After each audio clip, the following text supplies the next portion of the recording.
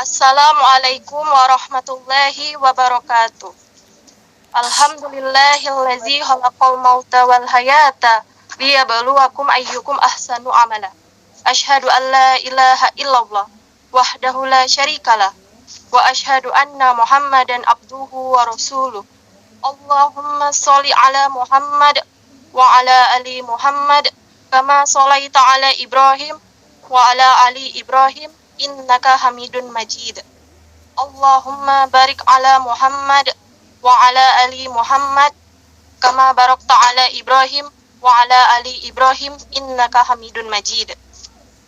Puji syukur marilah kita panjatkan kepada Allah Subhanahu wa taala dan salawat serta salam semoga tetap tercurahkan kepada Nabi besar Nabi Muhammad sallallahu alaihi wasallam.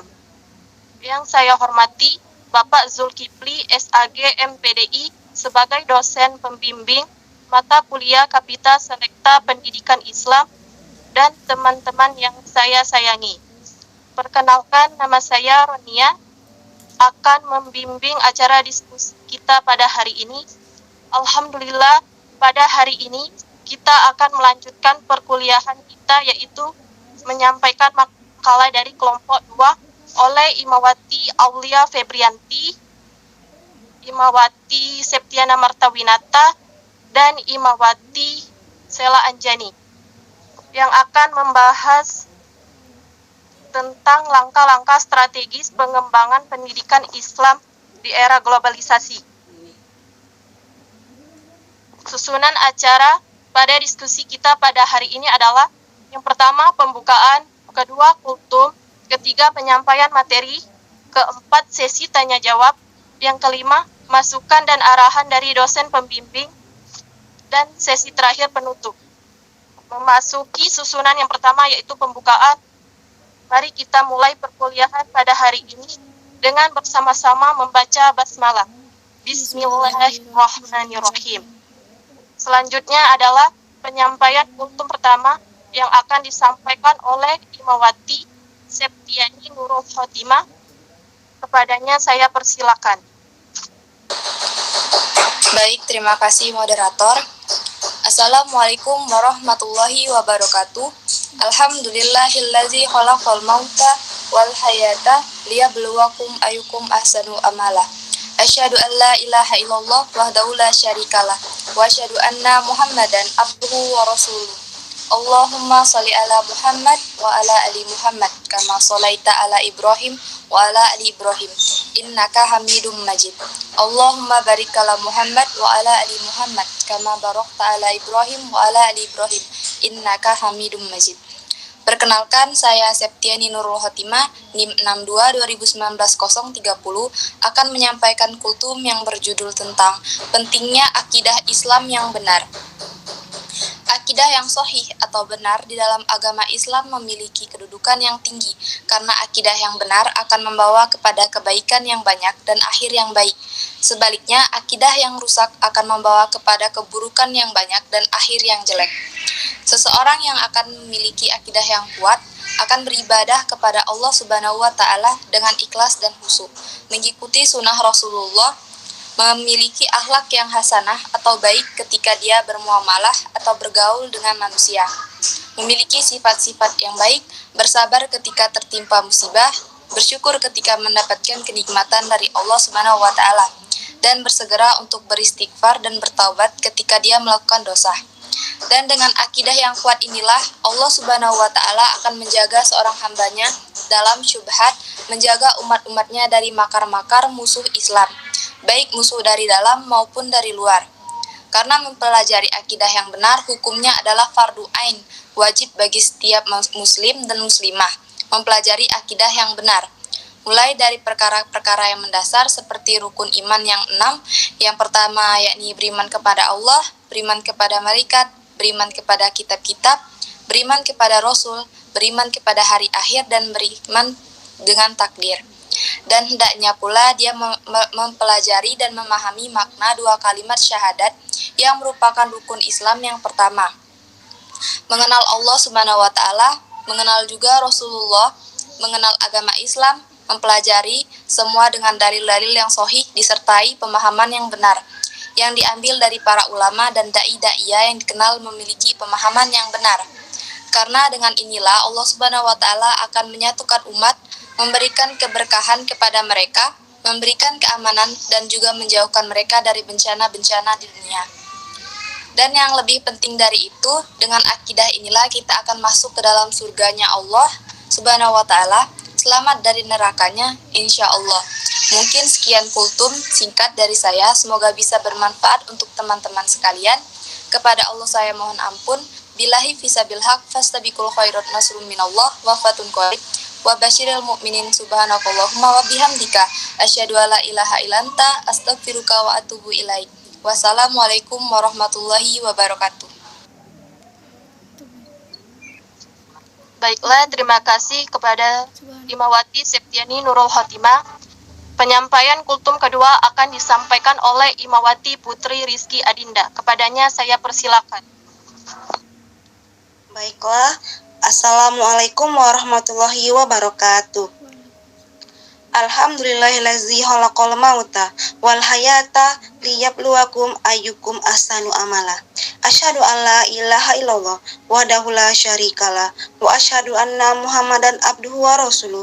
Allahumma sholli ala Muhammad wa ala ali Muhammad kama sholaita ala Ibrahim wa ala ali Ibrahim wa barik ala Muhammad wa ala ali Muhammad kama barakta ala Ibrahim wa ala ali Ibrahim innaka Hamidun Majid. Puji syukur kita haturkan kepada Allah Subhanahu wa taala karena atas karunia-Nya kita bisa diberikan nikmat kesehatan. Salawat beriring salam tak henti-hentinya kita curahkan kepada junjungan kita, Nabi agung kita, Nabi Muhammad Shallallahu alaihi wasallam beserta keluarga, sahabat dan pengikutnya hingga akhir zaman. Yang saya hormati dosen pembimbing mata kuliah Kapita Selekta Pendidikan Islam, yaitu Bapak Zulkifli SAG MPDI, dan teman-teman sekalian yang saya banggakan. Perkenalkan, nama saya Putri Rizky Adinda. Pada hari ini saya berkesempatan untuk menyampaikan sebuah kultum singkat yang berjudul Larangan Mempersulit Hidup Orang Lain. Manusia adalah makhluk sosial yang tidak bisa hidup sendirian dalam setiap aktivitas kehidupannya. Manusia selalu membutuhkan orang lain. Oleh karenanya, diperlukan kehidupan yang harmonis dengan saling membantu dan memudahkan urusan orang lain. Ketika kita bisa menjadi jiwa yang baik dan mampu memberi jalan kemudahan bagi kesulitan orang lain, maka Allah pun akan memberikan balasan berupa kemudahan pada kesulitan yang kita hadapi, baik di dunia maupun di akhirat.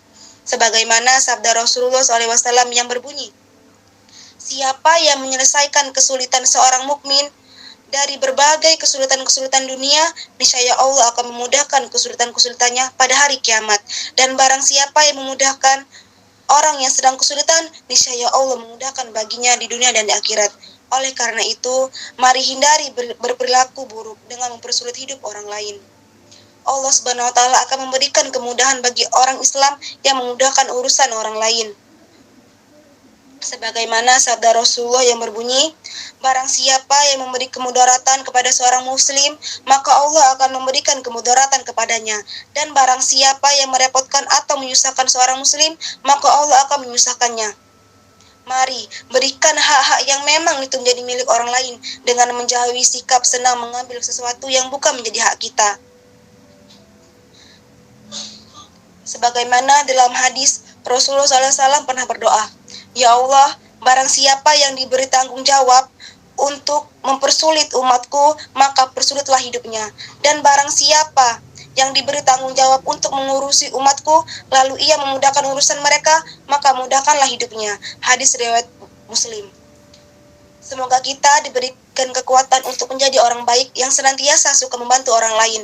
Dan semoga Allah memberikan kekuatan kepada kita untuk dapat menghadapi berbagai masalah berupa kesulitan yang kita hadapi dalam kehidupan di dunia ini. Baiklah, mungkin hanya kultum singkat ini yang dapat saya sampaikan. Kurang lebihnya saya mohon maaf dan kepada Allah saya mohon ampun. Saya akhiri, subhanakallahumma wa bihamdika asyhadu an la ilaha illa anta astaghfiruka wa atubu ilaik. Billahi fisabil haq fastabiqul khairat nasrun minallah wa fatun qarib wa basyiril mu'minin. Wassalamualaikum warahmatullahi wabarakatuh.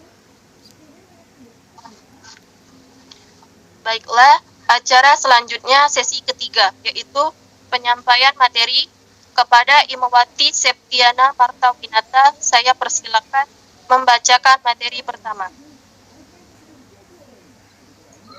Baik, terima kasih moderator.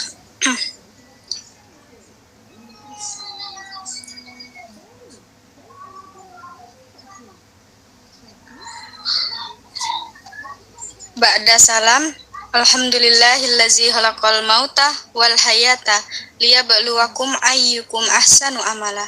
Asyhadu an la ilaha illallah wahdahu la syarikalah wa asyhadu anna Muhammadan abduhu wa rasuluh. Allahumma sholli ala Muhammad wa ala ali Muhammad kama sholaita ala Ibrahim wa ala ali Ibrahim innaka Hamidum Majid. Allahumma barik ala Muhammad wa ala ali Muhammad kama barakta ala Ibrahim wa ala ali Ibrahim innaka Hamidum Majid.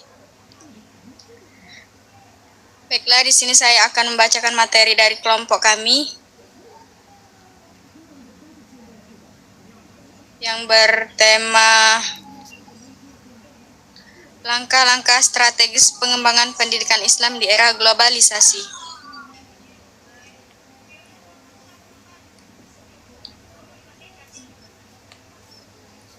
A. Pendidikan Islam. 1. Pengertian pendidikan Islam. Memahami pendidikan Islam tidak semudah mengurai kata Islam. Dari kata pendidikan, karena selain menjadi predikat, Islam juga merupakan satu substansi dan subjek penting yang cukup kompleks. Karenanya untuk memahami pendidikan Islam, berarti kita harus melihat aspek utama misi agama Islam yang diturunkan kepada umat manusia dari sisi pedagogis. Islam sebagai ajaran yang datang dari Allah sesungguhnya merefleksikan nilai-nilai pendidikan yang mampu membimbing dan mengarahkan manusia sehingga menjadi manusia sempurna. Islam sebagai agama universal telah memberikan pedoman hidup bagi manusia, menuju kehidupan bahagia yang pencapaiannya bergantung pada pendidikan. Pendidikan merupakan kunci penting untuk membuka jalan kehidupan manusia. Dengan demikian, Islam sangat berhubungan erat dengan pendidikan. Hubungan antara keduanya bersifat organis, fungsional. Pendidikan berfungsi sebagai alat untuk mencapai tujuan Islam, dan Islam menjadi kerangka dasar pengembangan pendidikan Islam. Dalam wacana keislaman, pendidikan lebih populer dengan istilah tarbiyah, taklim, ta'dib, riyadloh, irsyad, dan tadris. Dari masing-masing istilah tersebut memiliki keunikan makna tersendiri, ketika sebagian atau semuanya disebut secara bersamaan.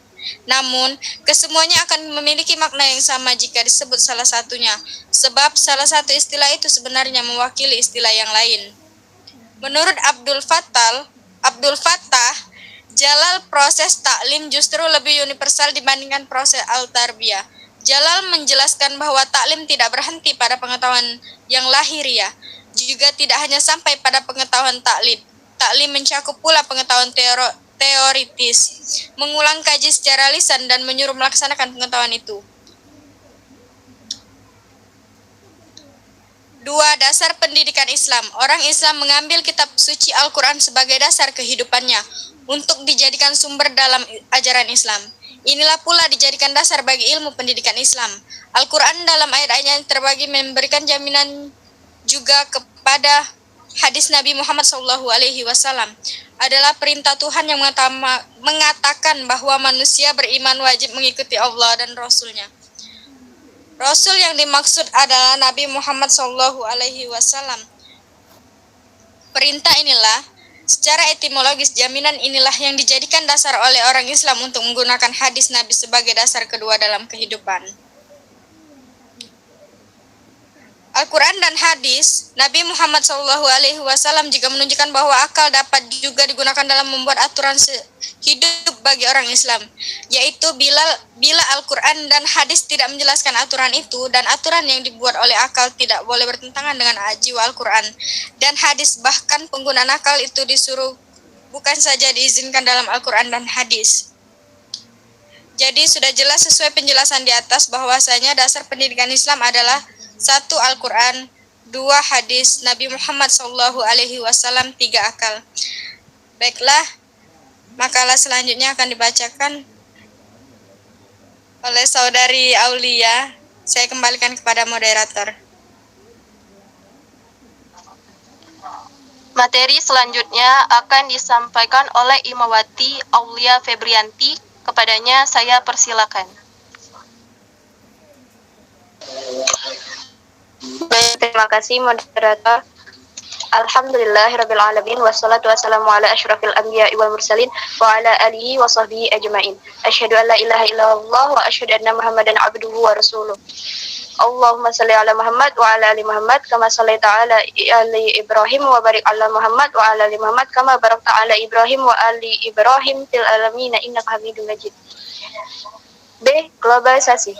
1. Pengertian globalisasi. Menurut Kenichi Hamid dalam The Borderless World, Power and Strategy in the Interlinked Economy, globalisasi mengacu kepada keseluruhan proses di mana manusia di bumi ini diinkorporasi ke dalam masyarakat dunia yang tunggal, masyarakat yang global. Karena proses ini bersifat majemuk, maka globalisasi mengandung kemajemukan. Jadi, globalisasi adalah suatu proses yang berlangsung panjang dan bergerak maju secara dramatis dalam kurun waktu berapa tahun ini, dikendalikan oleh banyak kekuatan termasuk teknologi baru dan bertambahnya arus modal secara bebas. 2. Pengaruh globalisasi dalam pendidikan Islam. Globalisasi sering diterjemahkan mendunia. Segala apapun yang terjadi di dunia begitu cepatnya menyebar di seluruh pelosok, baik berupa data, temuan-temuan, bencana, peristiwa apapun. Semua orang di dunia bisa mengetahui semua itu melalui berbagai media seperti HP, TV, radio. Malahan sekarang ada yang lebih canggih, yaitu internet. Pendidikan Islam merupakan pendidikan manusia seutuhnya, akal dan keterampilan dengan tujuan menyiapkan manusia untuk menjalani hidup dengan lebih baik. Namun, hal itu tidak berjalan dengan lurus, karena pendidikan Islam dipengaruhi oleh arus globalisasi yang terjadi saat ini. Perubahan dalam bidang pendidikan meliputi isi pendidikan, metode pendidikan, media pendidikan, dan lain sebagainya. Salah satu aspek yang amat besar pengaruhnya adalah kurikulum pendidikan Islam nampaknya masih terkungkung dalam posisi defensif, untuk tidak mengatakan tertinggal, dan tidak mempunyai posisi yang kuat, apalagi ke arah ofensif dalam peradaban dunia. Padahal pendidikan Islam syarat dengan muatan moral dan spiritual bisa berfungsi menjadi terapi tragedi kemanusiaan akibat dampak globalisasi. 3. Tantangan pendidikan Islam di era globalisasi. Dari perkembangan cepat di berbagai bidang inilah, pendidikan Islam bisa berpeluang besar untuk menyebarkan ajaran Islam dengan cepat pula. Menurut beberapa cendekia Muslim, agar Islam dapat berarti bagi masyarakat global, maka Islam diharapkan tampil dengan nuansa sebagai berikut. Yang pertama, menampilkan Islam yang lebih ramah dan sejuk, sekaligus menjadi pelipur lara bagi kegarahan hidup modern. Yang kedua, menghadirkan Islam yang toleran terhadap manusia secara keseluruhan agama apapun yang dianutnya. Ketiga, menampilkan visi Islam yang dinamis, kreatif, dan inovatif. Dan yang keempat, menampilkan Islam yang mampu mengembangkan etos kerja, etos politik, etos ekonomi, etos ilmu pengetahuan, dan etos pembangunan. 4. Strategi pengembangan pendidikan di era globalisasi. Menurut Michael A. Kusumano dan Konstantinos C. Markides dalam Strategic Thinking for the Next Economy, ada beberapa bidang yang menjadi perhatian di tingkat nasional maupun internasional dalam era globalisasi ekonomi untuk menjamin pengembangan sumber daya manusia. Mencakup yang pertama, memperkuat kebijakan dan tindakan untuk pengembangan sumber daya manusia dan menyesuaikannya dengan realitas baru ekonomi global.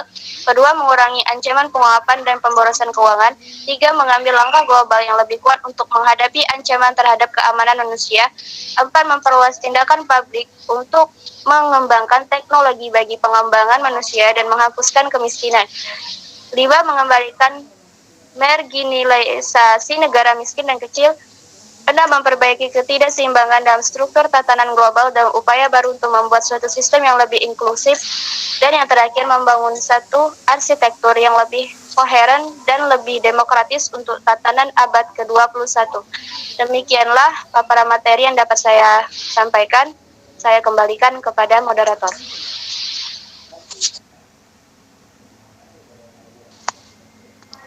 Baiklah, materi selanjutnya akan disampaikan oleh Sela Anjani. Kepadanya saya persilakan. Alhamdulillahirabbil alamin wal aqibatul muttaqin wala udwan illa 'alal zalimin. Asyhadu an la ilaha illallah wahdahu la syarikalah wa asyhadu anna Muhammadan abduhu wa rasuluh.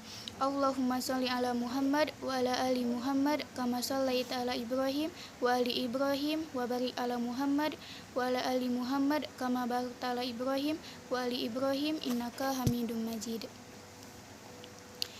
C. Langkah-langkah strategis dalam pengembangan pendidikan Islam di era globalisasi. Kenyataan yang tak dapat dipungkiri, pendidikan Islam di negeri ini belum mampu menunjukkan jati dirinya. Masyarakat masih melihat dan menilai pendidikan Islam dengan sebelah mata. Perlu dilakukan langkah-langkah strategis dalam pendidikan Islam di era globalisasi, diantaranya adalah 1. Membangun paradigma pendidikan Islam yang sebenarnya. 2. Membangun model lembaga pendidikan Islam yang ideal. 3. Memperkaya kurikulum PA yang berwawasan, perjuangan, kebangsaan, global, iptek, demokratis, dan pluralis. Dan yang keempat, membangun jaringan lokal dan global dengan sesama lembaga pendidikan Islam. Percepatan kemajuan lembaga pendidikan Islam sangat ditentukan oleh kemampuan mereka dalam membangun kerjasama. Dan yang kelima, menjalin kemitraan dengan industri, institusi, dan pusat-pusat iptek, budaya, dan ekonomi. Baiklah, mungkin itu saja yang bisa saya sampaikan. Kembali ke moderator. Baiklah, demikian diskusi kelompok 2. Marilah kita mengucapkan hamdalah bersama-sama. Alhamdulillahirabbil alamin. Untuk menutup diskusi hari ini, kepada narasumber pertama yaitu Imawati Septiana Martawinata, silakan untuk menutup diskusinya.